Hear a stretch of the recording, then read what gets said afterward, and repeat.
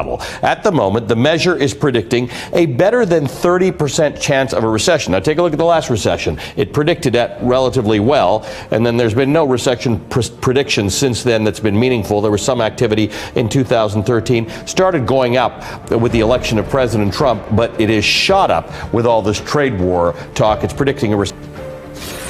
We have the votes once the impeachment trial has begun to pass a resolution essentially the same, very similar to the 100-0 vote. Breaking news in a very different scene in Iraq. Violent anti-American protesters are attacking the U.S. Embassy in Baghdad this morning. Guards reportedly have responded with tear gas and stun grenades. Holly Williamson is in that region following the story. Holly, break down for us what's happening right now. This is where a U.S. military strike took out Qasem Soleimani, the leader of Iran's elite Quds force.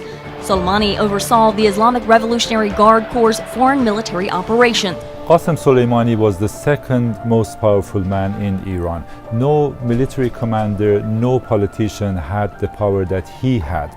The world is now waiting to see whether Iran will retaliate. The U.S. is sending at least 3,000 soldiers to the Middle East as the Pentagon prepares for potential reaction from Iran. What exactly are the capabilities of Iran when it comes to attacking U.S. forces or interests? Well, if you look at the military capabilities of Iran proper, Iran the country, the most worrisome thing is their ballistic missiles. They have, according to the Defense Intelligence Agency, the largest ballistic missile force in the Middle East. They have ranges on those missiles that can reach as far as Israel. Ranges.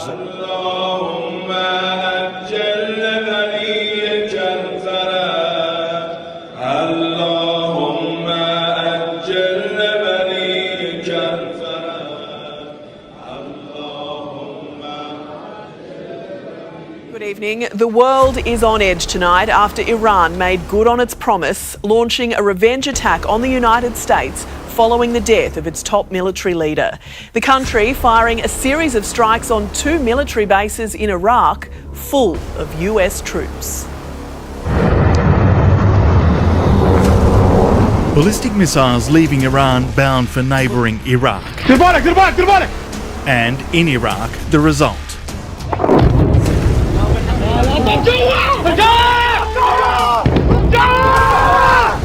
Iran's Islamic Revolutionary Guard launched the attack on 2 bases hosting US and coalition forces, the Ain Assad base west of Baghdad and another at Erbil in Iraq's north. The historic fires devastating Australia. Some 130 fires are burning right now, scorching more than 14 million acres of land. At least 25 people have been killed and more than 2,000 homes destroyed. Ginger is there in Batemans Bay. This morning, as intense flames still scorch parts of Australia, at least 4 people are missing and at least 24 are dead. New South Wales police charging 24 people for allegedly setting some of these bushfires. An airline passenger spotting pyrocumulus clouds over the weekend, essentially fire-induced thunderstorms. We have breaking news out of Puerto Rico at this hour. A strong earthquake struck overnight, causing a blackout across the U.S. territory. The magnitude 6.4 earthquake hit just south of the island. Now it comes one day after a 5.8 magnitude quake damaged homes and caused landslides there. A week or so, right? Now, I was just looking on the USGS website. There was just a 4.4 magnitude, 5.8, 4.5. They won't stop. In fact, people on the island are telling me that a lot of them are staying outside over fears that their homes may collapse with future earthquakes. This is the largest in a series of earthquakes that have hit the island in recent days. We have video from inside of a Barceloneta grocery store this morning. Around for more. What is the Navy saying happened here?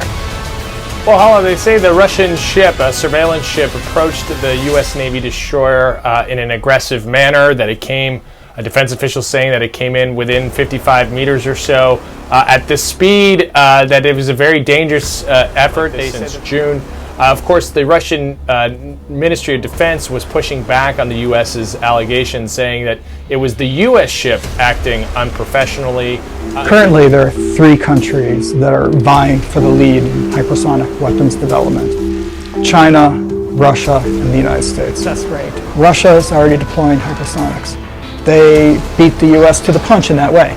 It really is a competitive space race, in a way.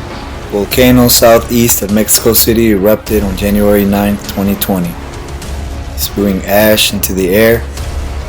The volcano on White Island, a popular tourist destination, lies 30 miles off the coast of New Zealand's mainland. Officials say thousands of residents in the Philippines have been ordered to evacuate their homes after a volcano began spewing ash into the sky. The Taal volcano lies just 65 kilometers south of the Philippine capital Manila, which has closed its airport due to... The press takes a look at protest movements that have popped up around the world in recent months. In addition to Lebanon, it looks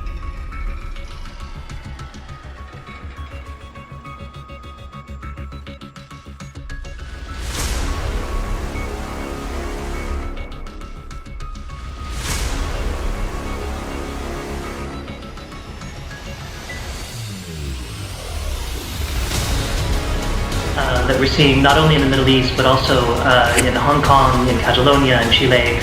These are directed against, in many cases, elected leaders, and sometimes leaders that were recently elected. Tonight, a monster winter storm is bearing down across much of this country.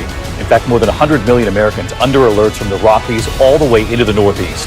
Drivers facing blinding snow and gusting winds. This is Moorhead, Minnesota right here, where cars are off the highways tonight. A Delta passenger jet sliding off the taxiway at Kansas City Airport.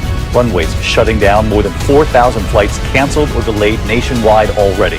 And tonight, news coming in of a deadly avalanche hitting a ski resort near Lake Tahoe. At least 1 person killed.